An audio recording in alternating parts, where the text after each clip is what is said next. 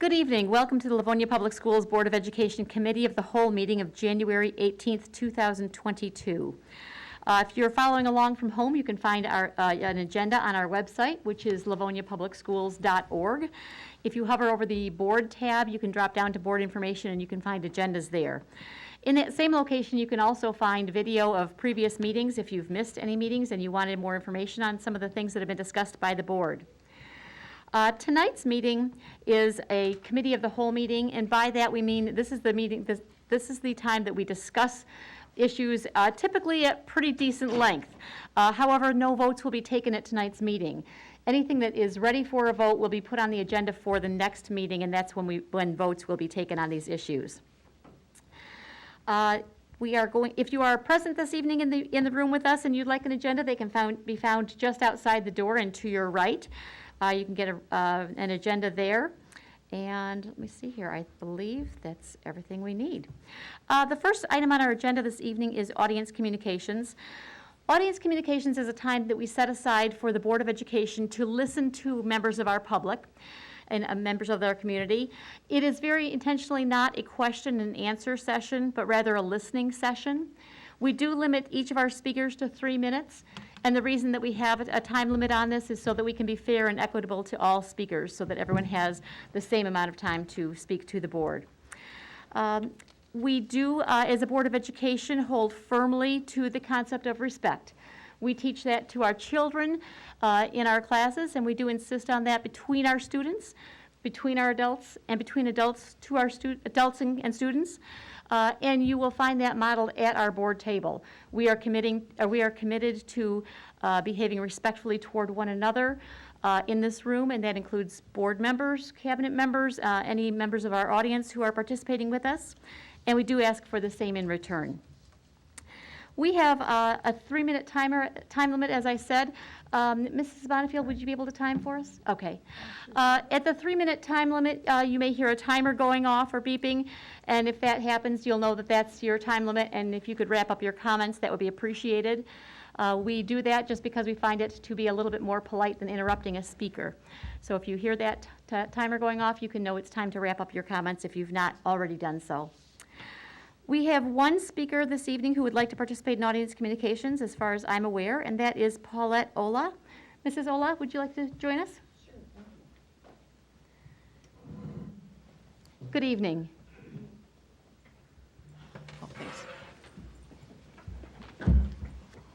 I wanted to read a couple Bible verses first.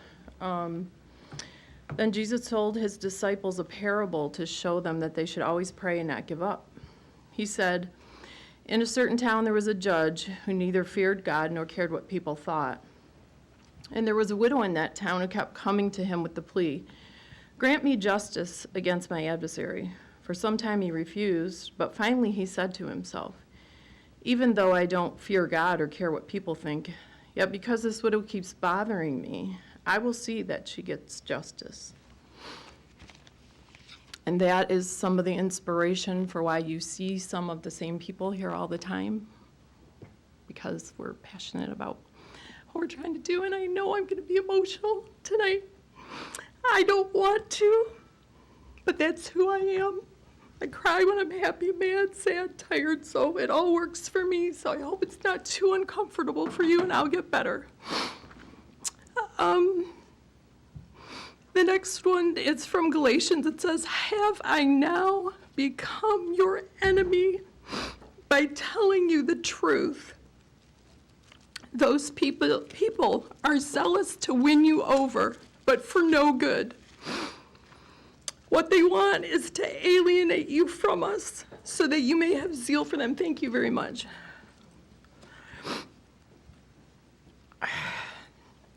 It's fine to be zealous, provided the purpose is good. There is information pouring out right now about how we are in not a pandemic, but a plandemic. The virus that we started out with was not very serious, but they used it to scare people to death, and that's so evil, so that they would take the bioweapon And that's what it is. I'm sorry. Now, they have to have plausible deniability. So some of it's saline and some of it's something that can kill you. And this is not new. They've been doing this with the pediatric schedule of vaccines for years. I have vaccine-injured kids, so I'm very aware of a lot of this information. It's not new. If I were you guys, I would take your masks off tonight and get on the right side of history. There might be a Nuremberg too. What if they come knocking on your door? You were culpable in masking little children and having vaccine clinics at schools. I'm telling you this, I'm not your enemy, and you're not mine. But God, who made us, is gonna judge us. I just wanted you guys to know. Thank you. Are there any other speakers who would like to address the Board of Education this evening? Seeing none, we will move on to the next item on our agenda, which is our Committee of the Whole. The first item under Committee of the Whole is Board Officer discussion. Each January, our Board of Education votes amongst ourselves for officers, and those officers would be President, Vice President, and Secretary. These offices are open to anyone at each year. This board has operated over the last handful of years under leaving the officers in the same positions for a 2 or 3 year period. However, as I said, everyone is open, every office rather is open to any person in each time that we go around with this in January. I am happy to continue serving as president if that's the wish of our board. If that's not the wish of our board, I am more than happy to have someone else serve in that role. Mr. Johnson is not here with us this evening. I know I've spoken with him and we spoke at the last study session. He indicated that he would be happy to serve as vice president over this coming year. But again, I will open this discussion up to anyone with any thoughts at this time. Mrs. Makosa. I just wanted to, again, thank you and Mr. Johnson and Ms. Bradford for your service this past year, and I am in full support of you serving as moving forward. Thank you. Mrs. Bradford. Yes, thank you. I, too, am very appreciative of all your work, Colleen as president and Mark as vice president. And I think it's a great idea to keep you on in those roles if you both are able to and willing to serve in those positions. I know usually those positions take a little more time and effort, and we appreciate all the time that you put in. And I do think it gives fluidity to have somebody in that spot for two to 3 years just to give it some flow. So I'm in full support of both you and Mark, and I'm again happy to serve as the secretary for another year. And we can revisit that in the future. So I think that's a great idea. And I'm also very happy to have you serve as secretary. I mentioned Mr. Johnson because he's not present this evening to speak for himself, but Yeah, thank you. I'm glad that you are, Karen. Mr. Centers. I just want to say that I continue to support the officers that we chose last year. Everyone's doing a great job, and it's tough, especially being president. That's a tough job, so appreciate your work for the last year, and would totally support continuing. Thank you. Mrs. Jarvis.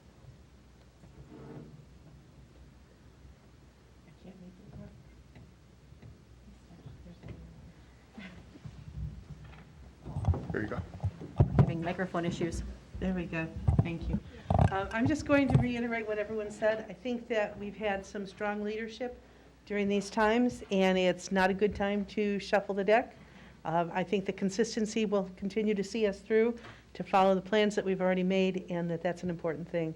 So I'm all for having you guys just keep leading us through these trying times. Sounds good. Thank you. Any other comments or questions? Alrighty, this will go on the agenda for our next meeting to vote on and make that official and go from there.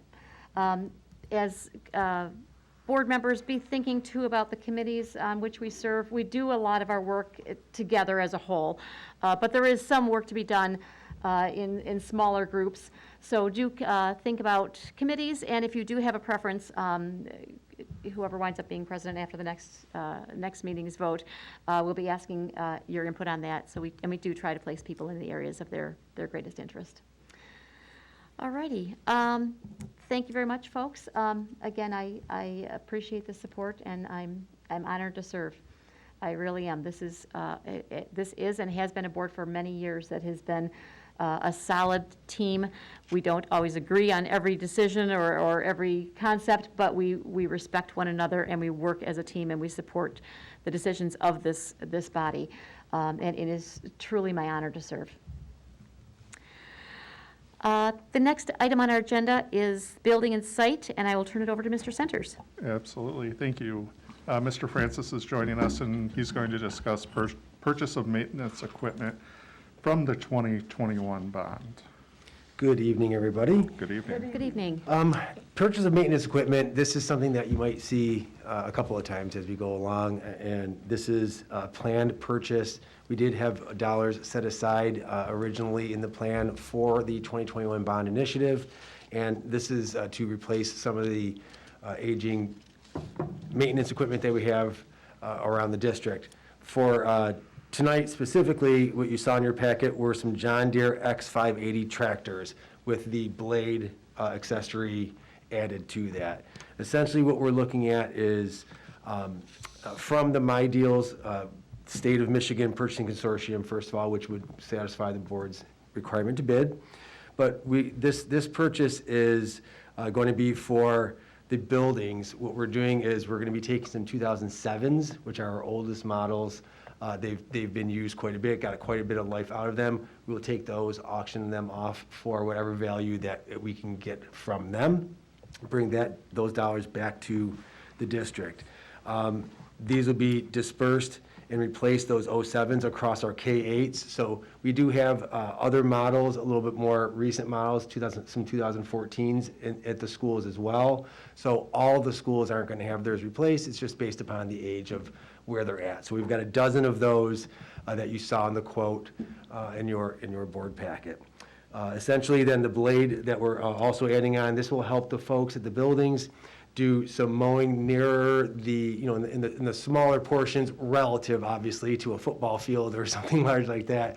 But they use the mower around the buildings and the exteriors. Those are the responsibility of the crews at the buildings, as well as the blade would be to push some snow off of areas that our district trucks and plows they would push the parking lots. This would help them push some of that snow in the wintertime off of sidewalks and other areas that get used at the building. So these are important items for our day-to-day maintenance, both in summer as well as in winter. And if you have any questions, I will either answer them or I will get you the answer. Any questions? Have we typically bought John Deere tractors before? Yes. In fact, I was talking to Mr. Lau about these specific tractors, and he said one of the nice features that the team at the buildings will appreciate is that those old 07s were manual blades and manual, the deck, the actual mower deck, the blades on it were all manual. These ones are hydraulic. So I'm sure the team will appreciate a little bit more technology in their mower. That's exciting. Yeah, and that, obviously, they're great machines, I think. We got a ton of life out of the other ones, so. Right, great. yes. And I think they still have a little bit of value that we can get on the auction market. Excellent. All right, anything else? I'd ask for this to be on the regular agenda? meeting, of course. Great, thank you. That concludes building and site, Mrs. Burke. That might be one of the shortest building and site reports we've ever had. I think it is probably the shortest ever. Yeah. All righty, thank you. Thank you, Mr. Francis. The next item up is our curriculum committee, and I'll turn it over to Mrs. Acosta. Thank you, President Burton. Our first item is, our only item, is technology, vision, and plan, and I'll turn it over to Mrs. O'Brien. Good evening. Good evening. How are you tonight? Doing well.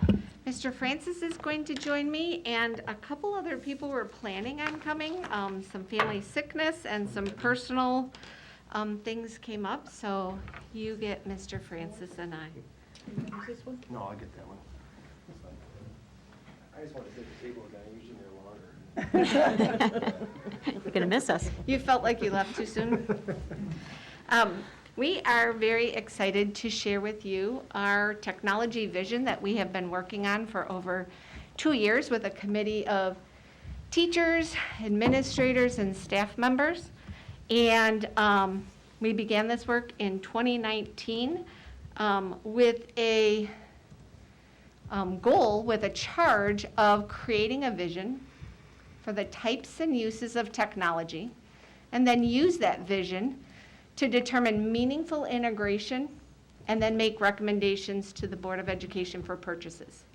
So we're going to do a little of looking back to look forward as part of that work. So this group of teachers and staff members began in 2019. And one of the things we were planning for was the 2020 bond initiative. So what would we be looking for in going out for a new bond to update in our technology? What would we be looking for to implement purposeful integration in our classrooms? Well, as you know, we had a pandemic where slowed our work down, but we have come to a point that we've learned so much in the past 2 years, it actually has adjusted our vision and our path that I'm excited to share with you tonight about. So our committee came up with a vision. It's linked to our mission statement, where we would like to thoughtfully integrate technology in order to educate, challenge, and inspire all of our stakeholders to be critical thinkers and confident contributors to society. Our plan to make that vision, so our steps to begin to move towards that vision are listed here. So technology is an essential resource. It allows us to develop the skills necessary to access and evaluate information. So for students to be able to be thoughtful when they're looking online to determine whether a source is true or not, to adapt and innovate. So again, using technology to do things we haven't thought of before, to analyze and problem solve, to be responsible and respectful digital citizens, to collaborate with others. That's certainly something we've grown in our ability to do over the past 2 years. And then to effectively communicate our ideas in various forms and to diverse audiences. So, moving to our plan, how would we like to make that vision come alive? And if I just want to jump in real quick, that vision was actually done pre-COVID pandemic. That was something that we first started working on at the team. And that vision doesn't change, and it didn't change from where we landed. It's really how it gets enacted that we learned, the boots on the ground types of items, which now I think Teresa's going to start talking about where that led us and where it took this team of staff and people who talked about how would we do this moving forward. That vision stayed there, and that's what that it led us to say we need to pivot on some of our ideas. So I think we'll go through it this evening, but I think that's an important piece, is that vision is there. It's not the details of a plan to how to do X, Y, and Z. That's where we start to come up with some of the recommendations and what we learned from many members of our staff on some surveys that Teresa's going to go over. And Phil's right, like a vision is where we want to be. It's not where we are right now, it's where we want to be. And these steps have kind of adjusted a little bit over the last 2 years, but to get to where we want our students to be is the same. So the recommendations moving forward for these steps for our technology plan are based on studying the best practices in education for technology, studying other school districts and their plans, reflecting on the past 2 years, thinking about the requirement for 20 hours of online learning for our secondary students, and survey feedback from our staff, students, and our parents. So just prior to closing schools in March of 2020, we had put out a survey to help us with our steps for our vision. And the The focus of that survey was to ascertain the value of technology to our staff, students, and parents, the uses of devices, access in school and at home. And we had sent that out just weeks before we had closed. And if you might recall, we used this survey data to help us make some decisions in the spring of 2020 as we were closed and providing remote learning. This past fall, we surveyed our staff again with a very specific purpose of looking at devices and their uses in our schools. 400 of our staff members completed the survey, pre-kindergarten teachers through our post-secondary teachers. So this was targeted and specific to our teachers. So I just want to go over a few of the results. So quickly, just to show you two graphs. On the left, those are the buildings that we got survey data. When we only got 400, that's about half of our teachers. And, you know, we also sent it out to our paraprofessionals and our support staff. So it's about 25% of our staff overall. But we got a nice range from different buildings, as you can see with all of the different colors.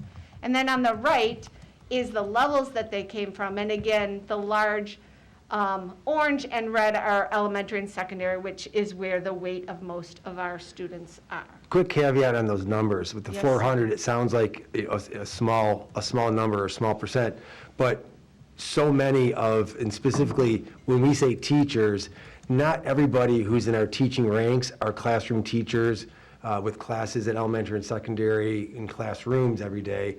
We have many learning specialists and many counselors and ESTs and psychologists and social workers who we all have in that grouping of quote-unquote teachers. So I think some of them may not have responded to a survey like this because they don't have a classroom of 25 students daily teaching their lessons. They are those ancillary staff that help, and maybe they just didn't. So it's just trying to get my brain around a number like that, where it may not be quite as low as the first blush of saying, boy, 400 out of the 800 and something, that's only half. It might be a much higher number, or percentage, I should say, of classroom teachers, if you look at it in that realm. So the committee created two different sets of survey questions for preschool and elementary, and then our secondary and post-secondary staff. And so two pieces of the information that stand out in making this technology plan is that 83% of our staff at preschool and elementary utilize a mobile device once or twice a week up to daily use. So their choices were daily, once or twice, once a week, or once a couple times a month, and then not very often or not at all. So most of our elementary and preschool teachers take advantage of utilizing mobile devices weekly. 62% said they use it for an hour or less a day. So they don't need it for every content area at the preschool and elementary level. And I'm going to come back to that as we make some of our plans. So they utilize mobile devices for whole class and small class, small group instruction, and then independent work and homework is what they reported. Yes, sir. Might be getting ahead of you, but was there anything to allow them to express, are they not using it because they have to share devices? If they had more access, would they use it more, or this is kind of what their expected use would be, even if they had one-to-ones? Yep. So yes, there was open-ended questions that asked about like what was holding you back from using it. Yeah. And thinking about this fall and thinking about how maybe we had hoped that this year would be different and feel better, there was a lot of stress in a lot of the written answers. There was also a lot of, we don't have all our devices back yet or working yet or put back into the cart when we sent this out. And so they didn't have the access they had had prior. And so it was hard to filter through that information. Okay. Does that make sense? Yeah. Thank you. You're welcome. Stop me anytime. Instructional resources used at our preschool and elementary, so Google Classroom, our resources for our integrated units, our everyday math textbook online, our new Into Reading curriculum has an online piece, Amplify Science has online pieces, and then practice and application and games.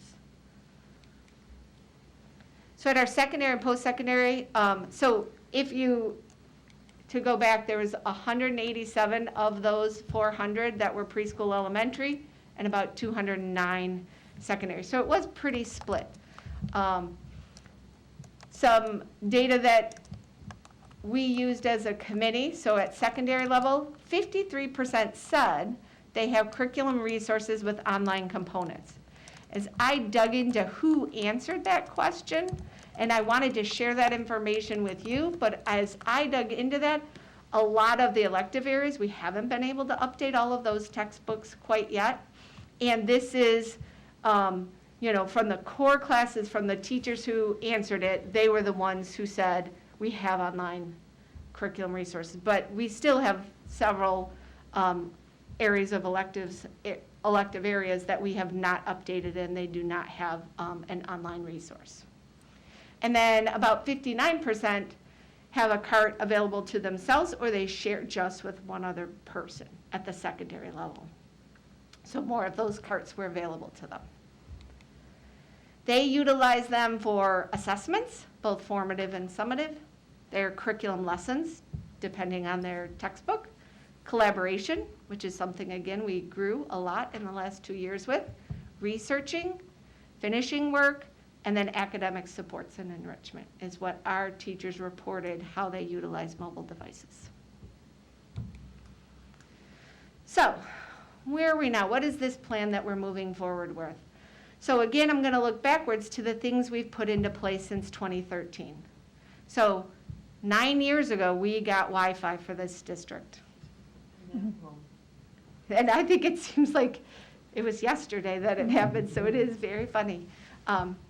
Teacher stations, classroom technology, computer labs, and as Mr. Francis says, like we had a sharp incline of computer labs, and then teachers immediately started using mobile devices, and then the need and the want for computer labs went down because we had devices in the classroom.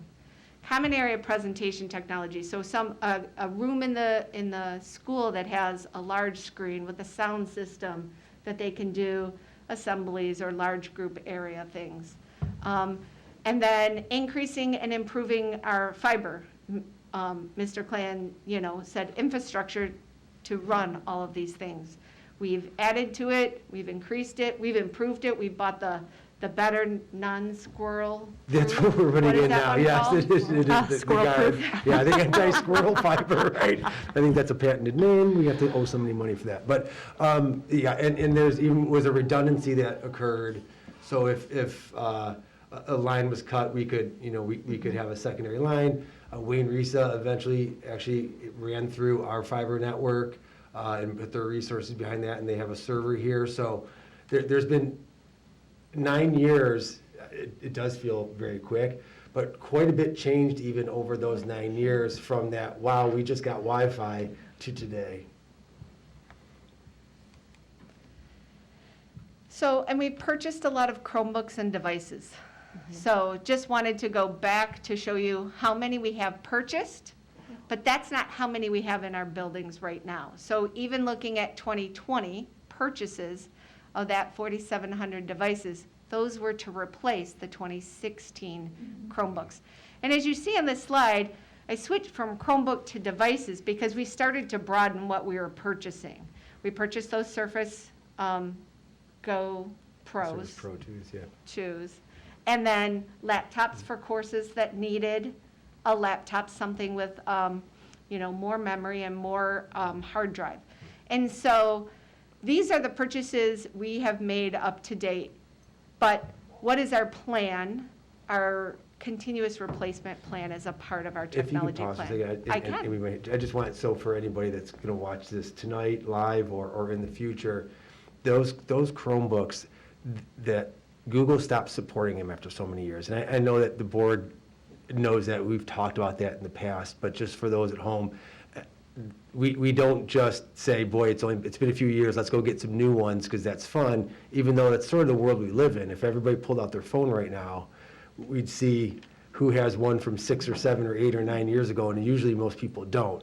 But the reality of this is that the support and updates to those machines are done remotely by Google, and it's their timeline that they state these don't get supported after a certain amount of time. So that's something that we need to keep an eye on. Now, that doesn't mean that they shut down one day, like the clock hits midnight and they shut down. It means any functionality that we might need in them that isn't supported by the update that Google might push to the machines may not work. So they could continue to work 5, 6 years if the box itself is in good shape. And generally speaking, that hardware, the box is okay, short of somebody damaging it.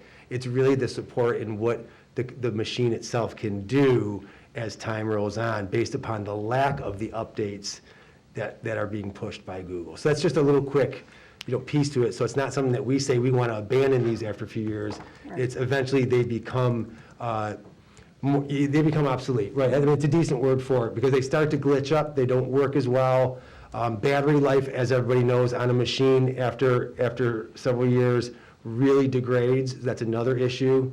And these are not machines that, I mean, they're made to really only last a certain amount of time, because it's not worth repairing and changing parts on them, et cetera, because they're relatively inexpensive in the world of mass technology.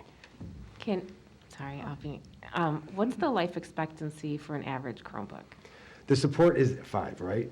Between 4 and 6. Between 4 and 6, so we just call it 5. but Mr. Klan always says between 4 and 6. Because Okay. years, yes. Okay, thank you. Ms. Bradford? Thank you. Yes, I was going to say, unfortunately, they have to be replaced fairly frequently. 5 years comes by very quickly, so you're constantly assessing and probably but purchasing more and everything. My question is, you mentioned the computer labs. Are we using computer labs still? And is that any of that equipment included in this, or is this basically just mobile devices? How does that work?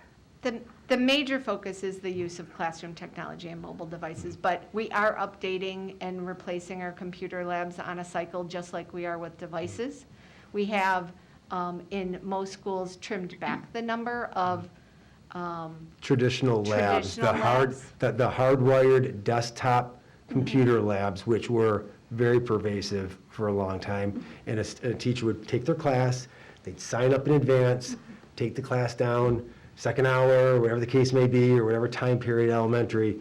It became less and less of a necessity with mobile devices coming into our buildings. And at the elementary level, what Mrs. O'Brien mentioned before, we were talking earlier, and that was when she said, as I had said, none of you were there, so don't think you missed it. I didn't say it earlier in this meeting, I said it earlier today, we spiked up during the 13 bond because we added those, but then as the bond in the years went by, mobile devices started to change how the computers got used. So going down to a place with hardwired desktops was no longer as necessary. So what we start talking about now in the 21 lab are mobile labs even, saying a flexible space, and I don't want to get off tangent too much, but it is very much related to this, to have a flexible space that can be used as a mobile lab, but if you're not in there using the computers, they're not taking up all of the space. You can use it for something else.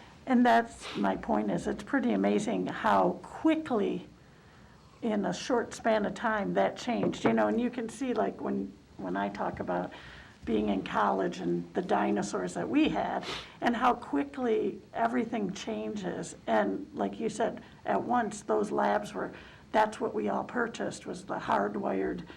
And now everything changes so quickly, so it makes it costly, unfortunately, but it's needed. I think the mobile devices are really our future, obviously, so I just was curious as how much we're using the labs and the equipment that we still have, but. They can be an important part still of the building, and so we do still have those hardware, but you can buy multiple mobile devices for every one traditional desktop that's wired in those labs. Okay, thanks. And we started with labs at the elementary schools in 1994, when we went through a bond at that time to renovate the media centers and started opening up computer labs. And so computer labs have been in use for, quite a few years now, 25-plus years, but they certainly have evolved in how we are utilizing them. And there was a great, importance placed on them for taking classes down for testing, for standardized testing, for teaching some basic word processing skills. And now so much of that can be done in the classroom with mobile devices. So while there certainly is still a need for some level of computer labs, it certainly has lessened greatly over just even the past couple of years. Thank you. President Burton. Oh, sorry, lost track. Who's running this part? Thank you. If I remember correctly, there's some software that really needs to be done on desktop computers as opposed to mobile devices. Is that Yeah, correct? President Burton, and I think we're going to potentially hit a slide that has to do with that, but since you brought it up, that is true. And it doesn't have to be a desktop. A laptop, just as powerful, can handle that software, but that Chromebook cannot. Chromebook simply internet-based items. Yeah. When we need specific things for things like PTLW, et cetera, which we're going to hit, you would need that software that needs to be on a laptop or a desktop. Okay, so we really, for some of our purposes, we cannot do away with Correct. computer labs, in whatever variety in whatever way they might look right now. The Microsoft-based type computer, whether it be what you have in front of you or a hardwired desktop, we need those in certain areas. And so we're going to get, I'm going to stop because we're getting there. Okay, all right, we'll wait. No, that's okay. We'll give you more. I just, Okay. I don't want to. Thank you. That's okay. Yeah, it's like a sneak preview. So as we move and look towards the future, and we're making this plan, over the next several years, we're going to plan to make some infrastructure updates. So same as we were talking before. So update and replace our teacher stations, our classroom technology, our computer labs, our networking equipment, and replace the fiber that we started with that might need updating and replacement. In fact, Mr. Klan reached out to me today and said, and put Wi-Fi capabilities. We need to upgrade and update our Wi-Fi ability because we have so many more devices. So we need to strengthen our network capabilities in order to do all the things that we want to do. These are all things we're looking forward to doing in the future. Our technology devices are on a replacement cycle. And if I were to go back a minute to this slide with our 2016 purchases, one of the things we talked about as a committee would be if we could pilot and try to push a Chromebook as far as it would go. How long would it really last in that average window? But if you look at those devices during the 2019-2020 school year, we gave out, starting with our 2016 devices to our families and then our 17s. And so we gave out our oldest devices first. And so we didn't get a chance to really see how far they could go. But that is one of the pieces that we would like to do as we look forward to a replacement cycle, is thinking about 5 years, could we push to 6? What does that look like? And like Mr. Francis said, it's not like tomorrow that whole group will just not turn on. They will just begin to have problems, which will give us an idea of a window of use. And there is some value in, just like I talked about those mowers, and we're gonna try to get some dollars back for them. We can recycle for dollars machines, because around the world, globally, there is a market for them. So it's a double-edged sword. If you want to be on a strict replacement cycle, you go those years that you've laid out, you go ahead and recycle, you get your dollars, you put it in, it's that continuous loop, but there's also a lot of promise in saying, how much longer can we stretch these out? So it's neither plan is willy-nilly. And whichever way we end up going, we just want to try it out and see what the best results would be. And maybe it's something of a hybrid of some get recycled and some go the distance. Yep. So we'll keep working on that. I was just going to ask, I guess, like, kind of like what percentage of devices are replaced at any given point in time? Or is it just based on, we're just looking at all the 2018 and? Right, traditionally, that's the traditional That's the replacement traditional. cycle. So when it's the 16s, when you went to the About 20s, 1,000. you retire these 16s, you go to market, you recycle, get dollars for them, and you're replacing with the 20s.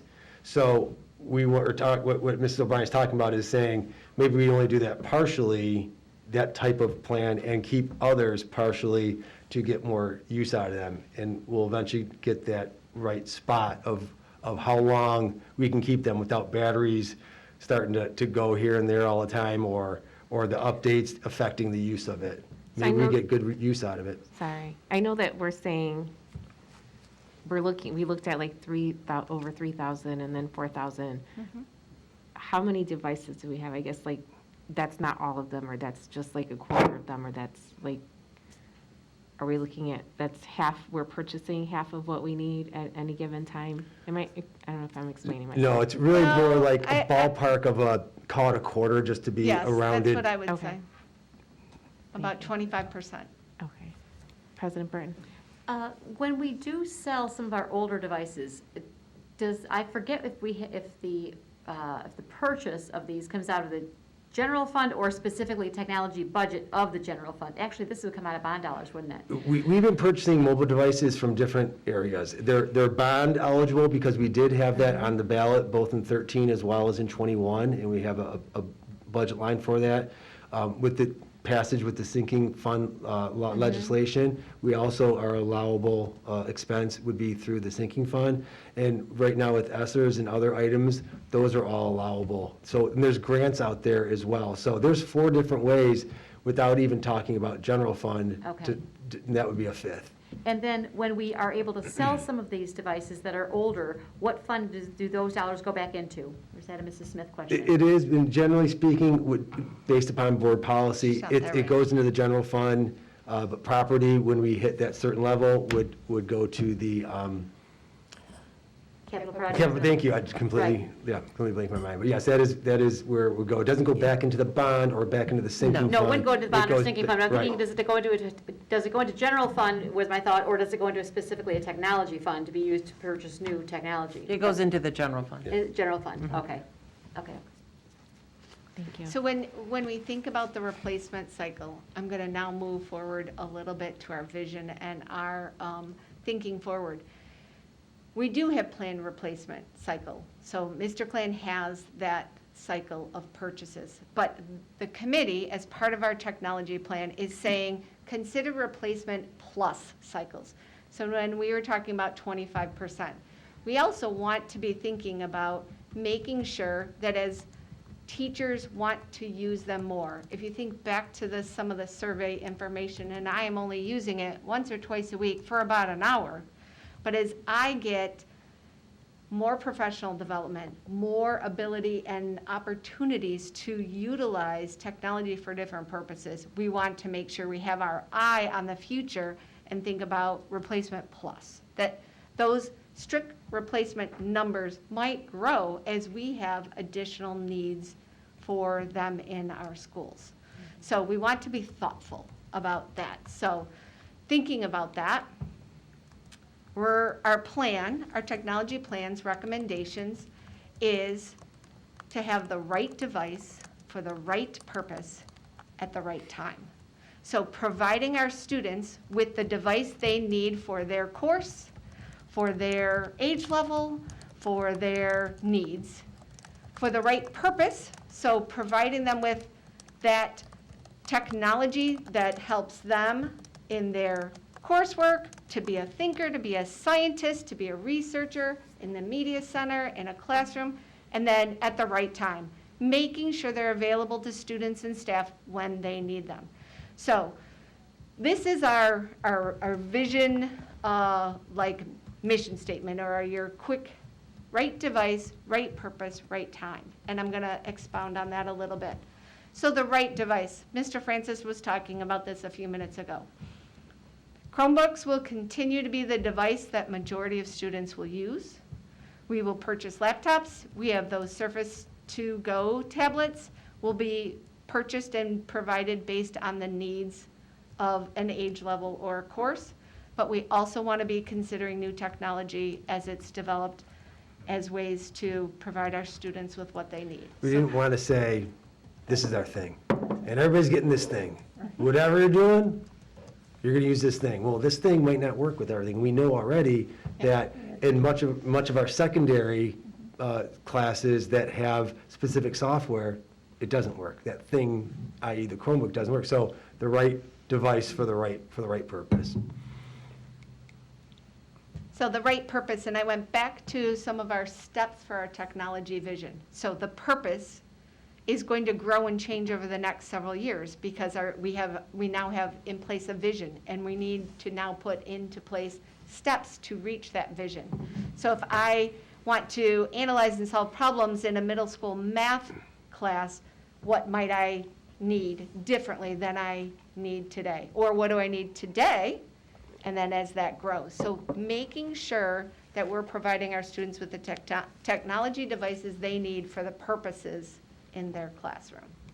And we anticipate that will continue to grow because, as you know, we've recently added 2 media and technology coordinators. And one of the essential roles, responsibilities for those positions is the meaningful integration of technology for teaching and learning. And so as their work continues to, that ripple effect and their sphere of influence continues to grow, we believe we'll see even more utilization based on those core principles. So our current right purpose is using Google and our Microsoft platforms, teachers utilizing Google Classroom as their way to communicate with parents and to provide assignments to students, and then currently course software and platform needs based on course, giving the example of Project Lead the Way software, LCTC's different software needs based on their courses. And like Superintendent Oquist stated, professional development to grow this and support this thoughtful integration. And then to also create intentional and consistent focus moving towards that vision. We want to make sure we're being intentional and focused on where we want our students, what experiences they have, and what they will use to have those experiences. So time, the right time, so making sure students have the devices they need when they need it. This is probably what we have shifted a little bit on our journey over the past couple of years.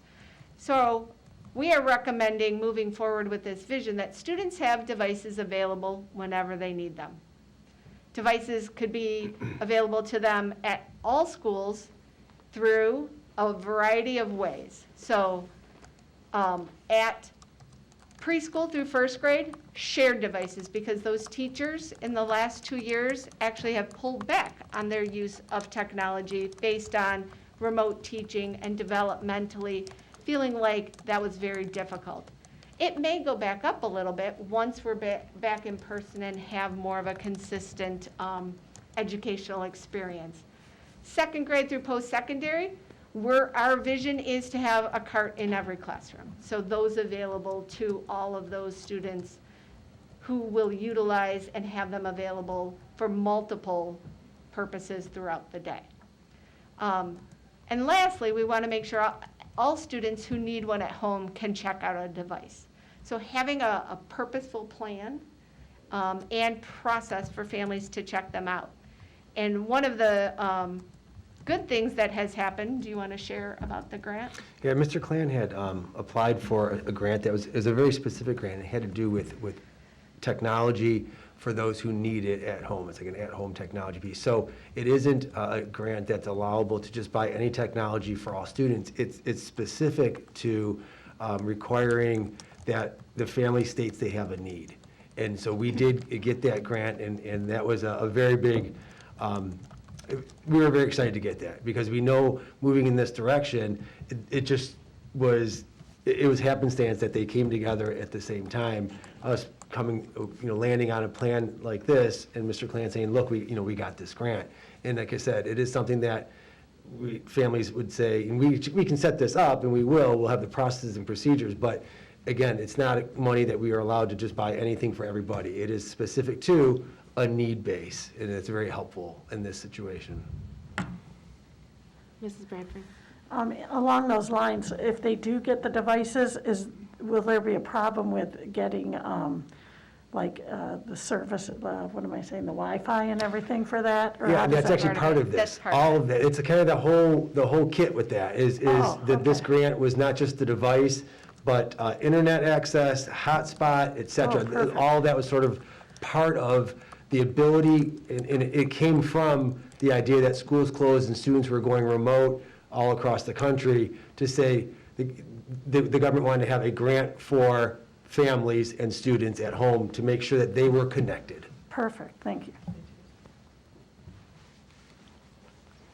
So the right time, one of the things we considered as we probably in 2019 were working in this committee, we were thinking that we would be moving towards a traditional one-to-one device plan as our technology plan. So example, probably providing a high school student as they enter 9th grade, expecting them to have this device, bring it back and forth every day, and then also have it available to them at home. Some of the things that through the Maybe last, keep that through high school, that was what we were initially looking at. Get it to start high school and keep it all the way through. okay.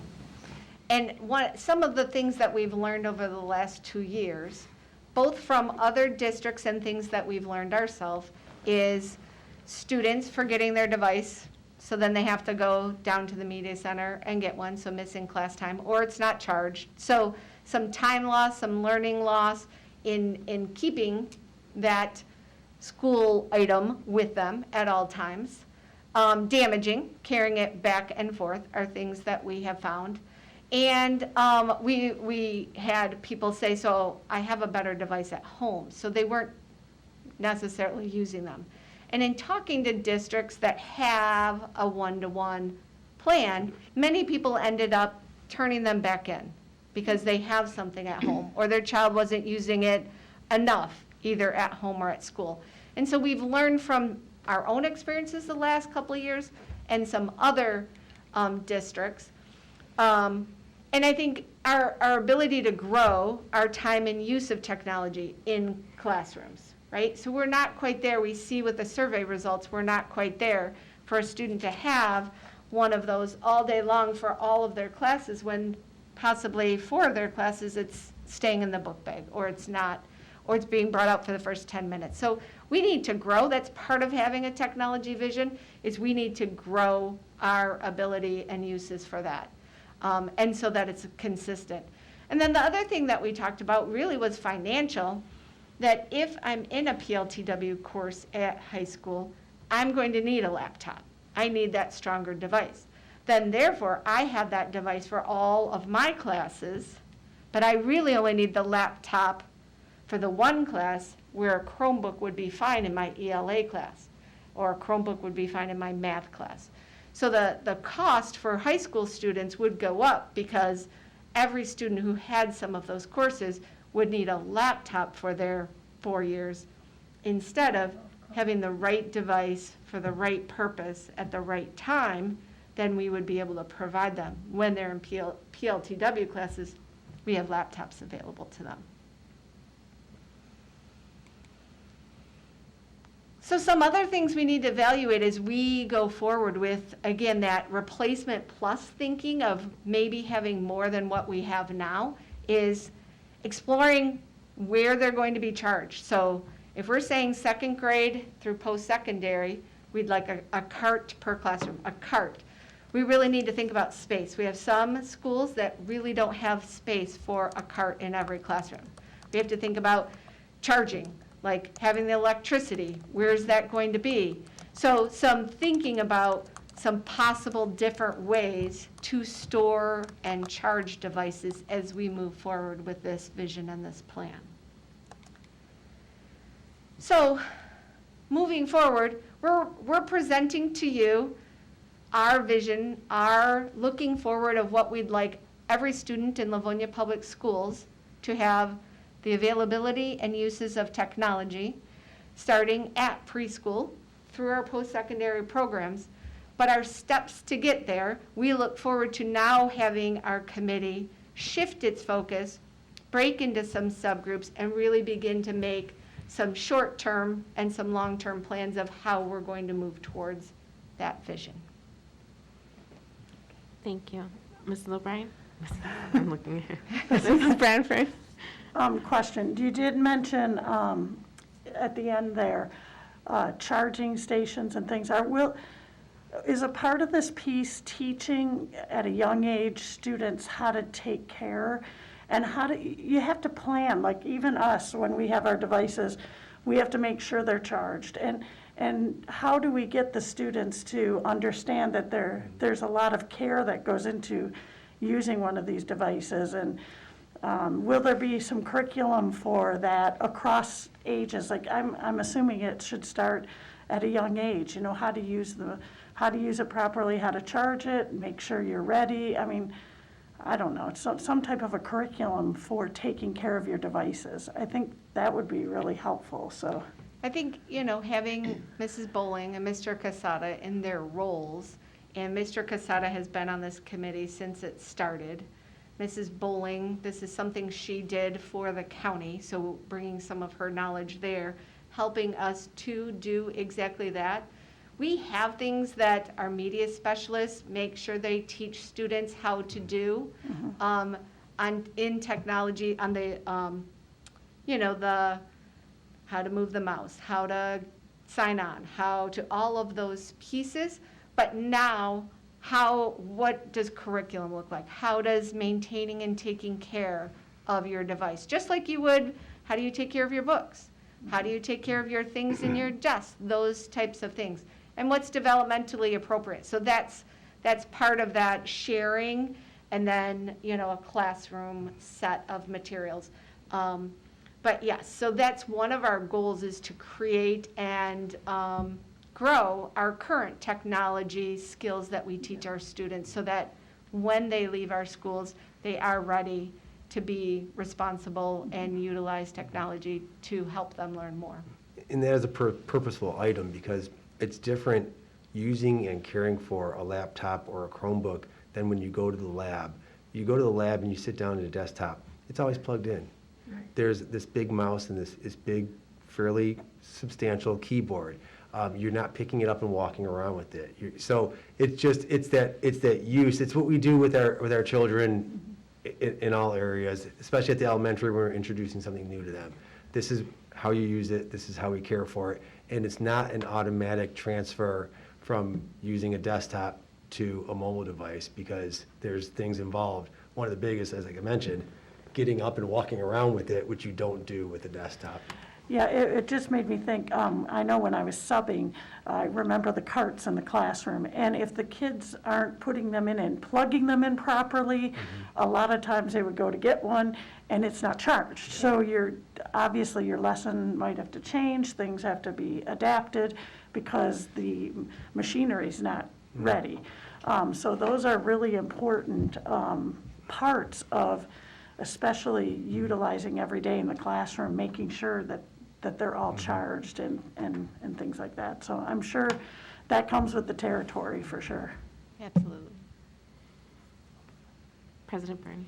And this fairly goes without saying, but I don't want it, if someone is watching a meeting that doesn't watch these meetings very often, this is not by any stretch the first time our district has looked at how to utilize technology. As you have talked about, this is a vision, and a vision never completely ends. So this is another step in the whole technology journey that we've been on for some decades now. Yes, This absolutely. is where we are in January of 2022. Correct.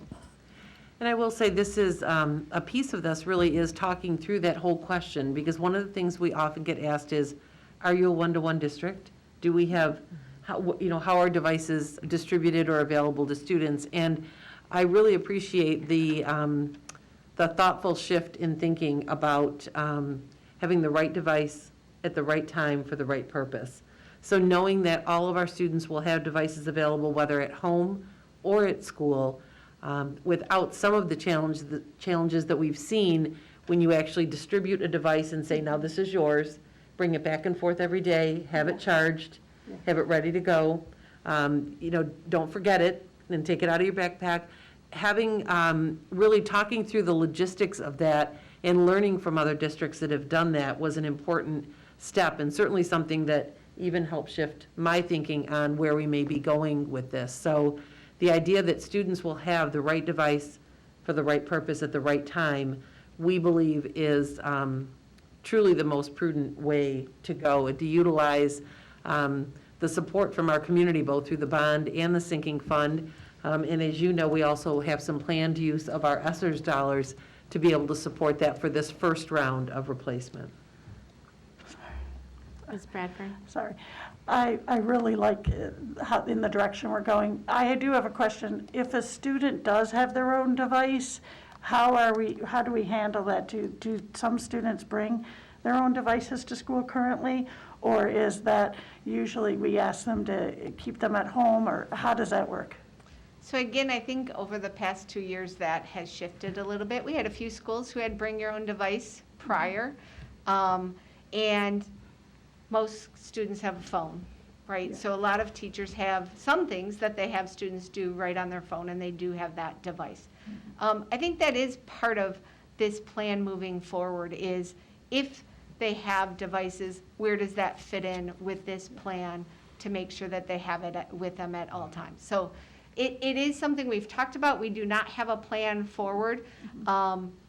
What is the right age for them to be bringing that back and forth, and then making sure that it has what it needs in order to talk to our server, provide the software, and all of those things. So it is something we've talked about. It is not something we've landed on a yes or a no on. Yeah, if I can jump in Yeah, and just add to that, is that the core of this plan, and we don't have the logistics and the process and the procedure, but the core of this plan is that we have them here. There may not be a need for a student to bring it. The whole point of it is we have it here, and to avoid I forgot it or it's not charged, everything's equal. It's also, yeah. And if a family says we need one at home because my child has to be on Google Classroom most nights of the week or something, and we just don't have that connectivity, and then we can take care of that on that other end versus saying you need to bring something in. So while we haven't gotten that step down the road yet, Mrs. Bradford, we just in theory, it wouldn't be necessary to ask families, please send your child with a device, because we are saying our plan is to have them cart in a classroom. Okay, thanks. Ms. Jarvis? When you see a district that has a one-to-one plan, that presumes that each child is going to be using a computer 100% of the children 100% of the time. This plan addresses 100% of the need. That's much more practical. I also like the replacement plus, because as that need grows over time, our stock will grow over time. And it's not going to slap us with a huge purchase of thousands and thousands of additional devices. We'll just incrementally add as the need incrementally grows. So it's a very good plan. I also want to commend Mr. Klan for approaching that grant and getting it. That's wonderful. Yep, it is wonderful. Thank you. Thank you. Mrs. Bonnefield? So I have a question. In my head, I'm thinking, as a student, right, you went to your locker, you brought your textbook, you sat down, teacher says, open your textbook to page, chapter 2 or whatever. In every class, right? And now a lot of our textbooks have moved to digital. So in my head, I'm picturing, I come into school, I sit down in homeroom, I grab let's say Chromebook, right? I pull it out, I log in, I get all my stuff up and going, we have class, I sit down, I turn my thing off, I stick it back in the cart, I take my 3 minutes to get to my next class, I walk up, I pull a Chromebook, I sit down, I log in, right? So in my head, because I'm thinking, and this is all high school, this is not like the lower elementary kids. So, how does, so I guess I'm struggling with, I like the idea of the kids being able to have their own thing and take it around with them, but I agree with the other issues. But then, how, can you just talk me through that a little bit about how we're not gonna have them repetitive, or can they just take it with them all day and then plug it in at the end of the day, and then all the carts are full at night and you go get it, you just grab one in the morning off the shelf and you carry it around all day and then they all get plugged back in. And I totally get the thing about where you have a laptop and stuff, and I wouldn't necessarily send a student with a laptop. Like in those classes, I would say they stay in the class, right? They don't go anywhere, but they still have their Chromebook or whatever so that they can read their textbooks. So two parts that, one thing I want to start with is that when I was middle school and high school teacher, and we absolutely had some classes that the textbooks were in the classroom. And I know in some ELA classes, the novels were in the classroom, and students checked them out. They had a number, your desk is number 3, your book is number 3 type of thing. So it's the quote-unquote device is different now. That was an actual textbook, and this, but I just see it as similar. And one of then leading into, we had that conversation in the technology committee about, is there a way we can do it where you get one in the morning and drop it off in the afternoon, which you were describing? And at secondary, that becomes a logistical problem, because you start off in first hour, you finish in sixth hour, which is a different place. And some schools, students, juniors and seniors, just off the top of my head, go to LCTC from the high schools. You might be starting your day first hour in Med-Assist at LCTC, and you got to get, so that becomes a logistical issue. So we definitely talked about it, and I think I was the person that actually said it first to say, can we get it in the beginning and go? And it was like, wait, we really can't.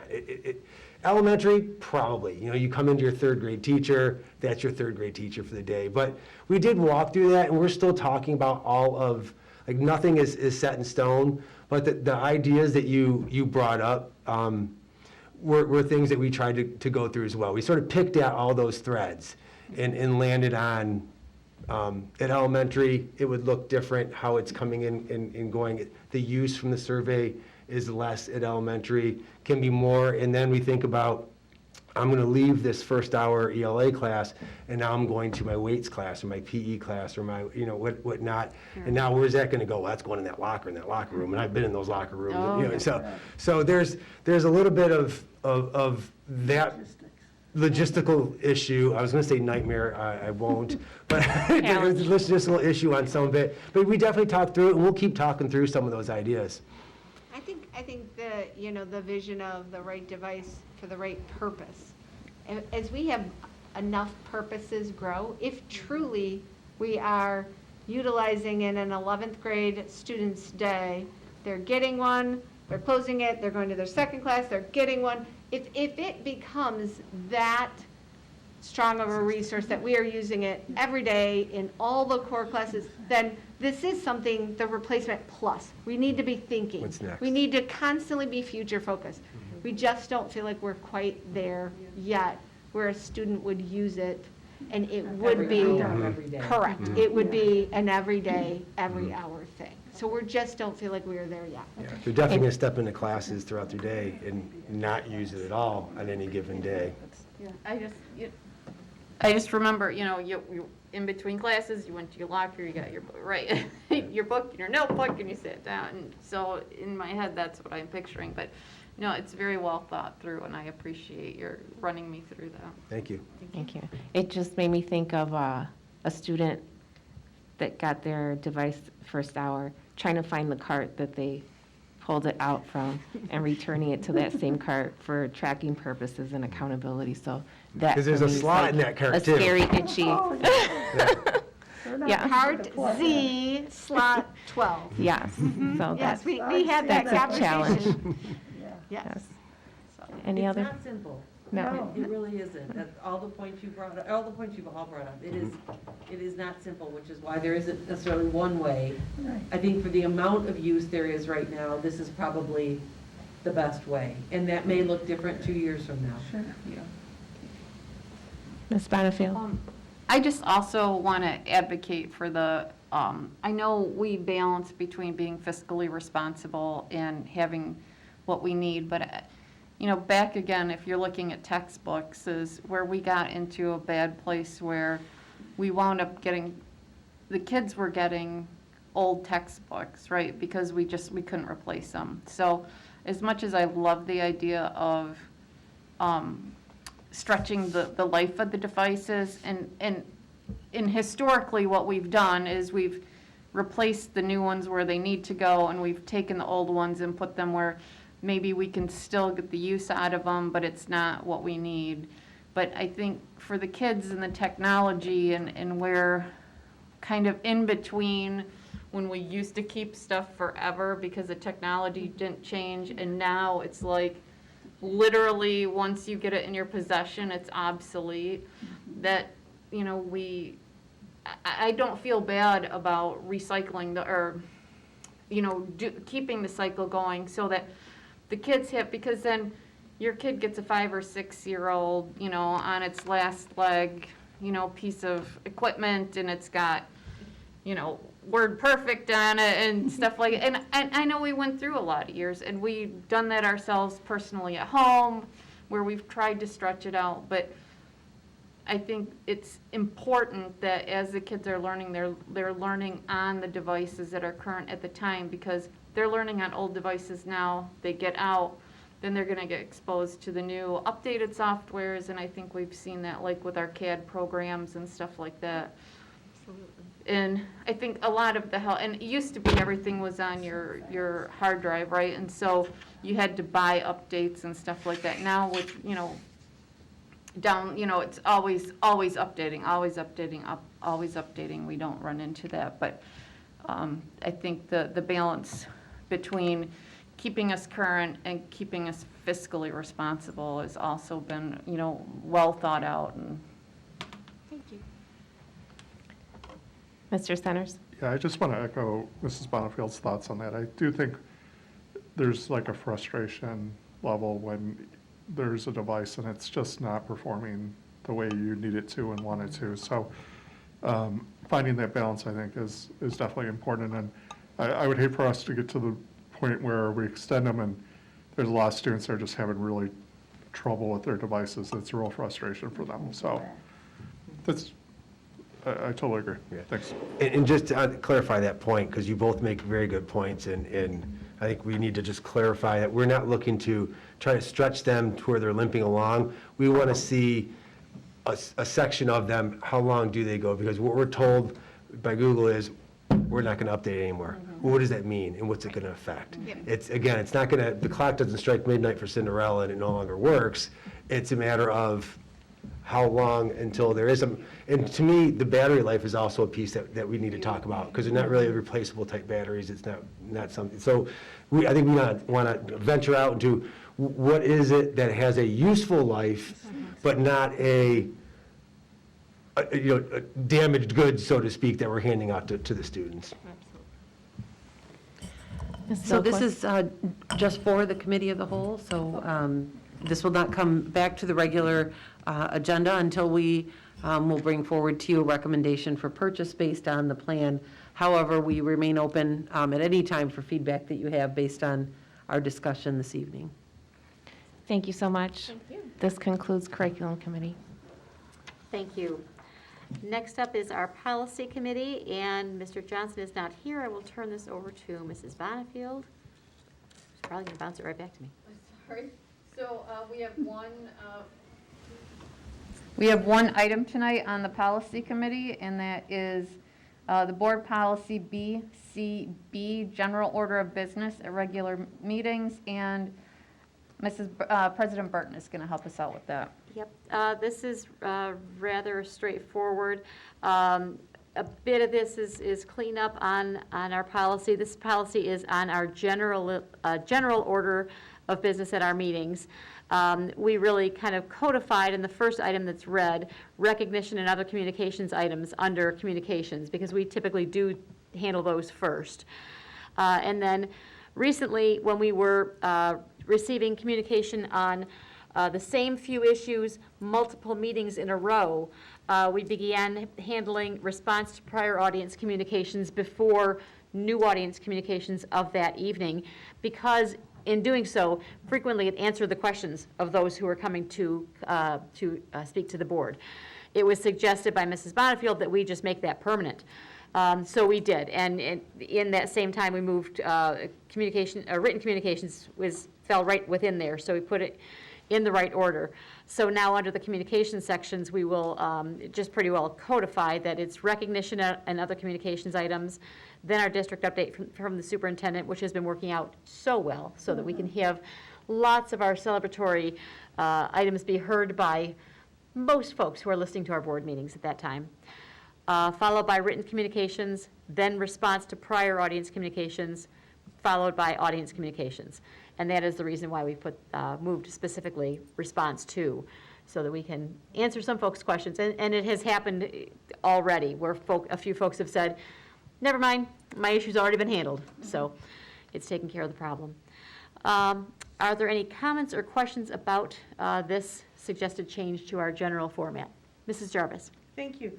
I just wanted to say that I think moving that response to prior audience communications in front of audience communications, in addition to potentially answering some of the questions that people came to the meeting with, it shows that we do respond, which is nice.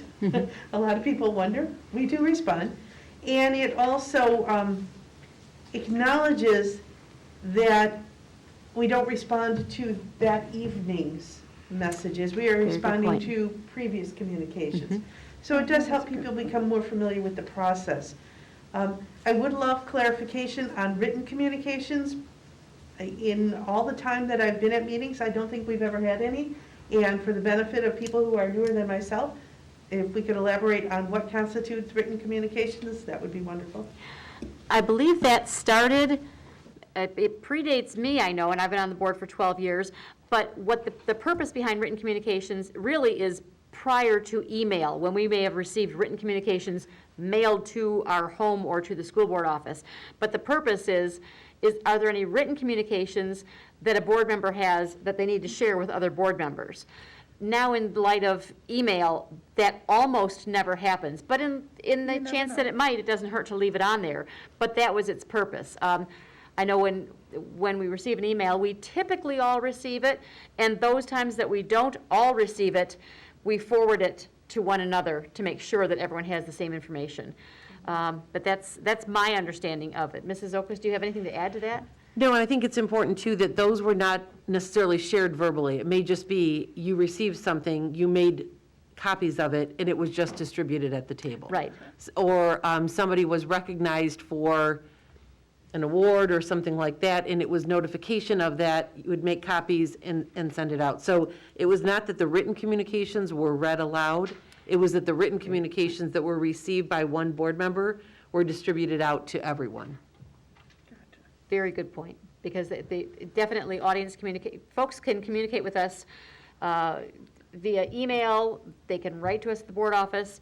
Phone call. They can phone board members, or they can participate in audience communications, but part of audience communications is not that we read other people's written communications to the board. Right. Mr. Senders. Yeah, so I like the changes. I do think just having times where we've had large audiences, when we get to response to prior audience communication, you can see people kind of perk up like, oh, they're going to address what we talked about. I get that sense, and then they're like, oh, they didn't even talk about it. So I think switching the order will prevent, that perception that we didn't want to address the problem that night or what they wanted to talk about. Very good point. Mm-hmm.